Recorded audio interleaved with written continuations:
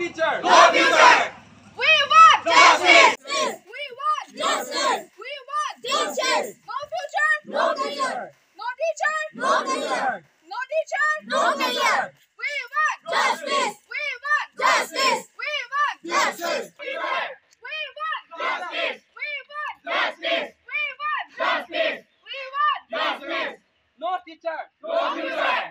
No teacher. No future. No teacher. No future. No teacher. No future. We want Justice. We want Justice. We want Justice.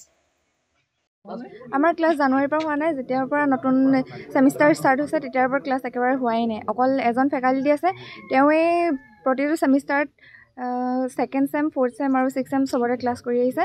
বহুত তাৰ মাজতে class হোৱাই নাছিলে। তেওঁলোকে আকৌ faculties কাৰণে গুৱাহাটী যাব লগা হৈছিল, তাত আন্দোলন কৰিছিলে। এতিয়া আকৌ ষ্টাৰ্ট হৈছে, লাষ্ট কালিৰ পৰা হৈছে ষ্টাৰ্ট। কিমানজন টিচাৰ ইয়াৰ পৰা গৈছে? ইয়াৰ পৰা টোটেল 5জন গৈছে ফেকাল্টিজ, ৰিলিজ দিছে তেওঁলোকে। নতুন টিচাৰ এপইণ্ট হৈছেনে? নতুন টিচাৰ এপইণ্ট নাই হোৱা এতিয়ালৈকে, আৰু টিচাৰ নাই। চৰকাৰক কি ক'ব বিচাৰিবা?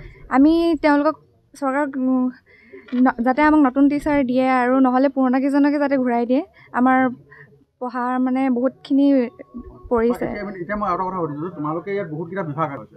এতিয়া ভালকৈ পঢ়িম বুলি আহিছিলোঁ, এজন যাতে ইঞ্জিনিয়াৰ হ'ব পাৰোঁ, ভাল চাকৰি এটা পাওঁ। কিন্তু একেবাৰে টিচাৰ নাই, এনেকুৱা হ'ব বুলি ভবা নাছিলোঁ যে আমাৰ লগত এনেকুৱা হেতালি খেলিব চৰকাৰে।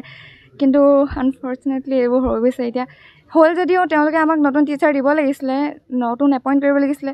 এতিয়ালৈকে সেইবোৰ হোৱা নাই। আমাৰ দাবী আমাৰ দাবী No teacher. No teacher. No teacher. No future. No teacher. No future. We want Justice.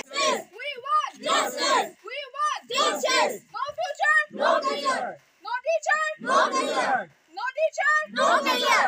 We want Justice. We want Justice. We want Justice. We want Justice. We want Justice. We want Justice. We want Justice. No teacher. No future. No teacher. No future. No teacher. No future. No teacher. No future. We want Justice. We want Justice. We want Justice.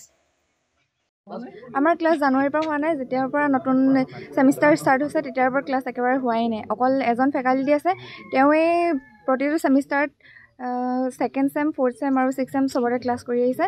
বহুত তাৰ মাজতে class হোৱাই নাছিলে। তেওঁলোকে আকৌ faculties কাৰণে গুৱাহাটী যাব লগা হৈছিল, তাত আন্দোলন কৰিছিলে।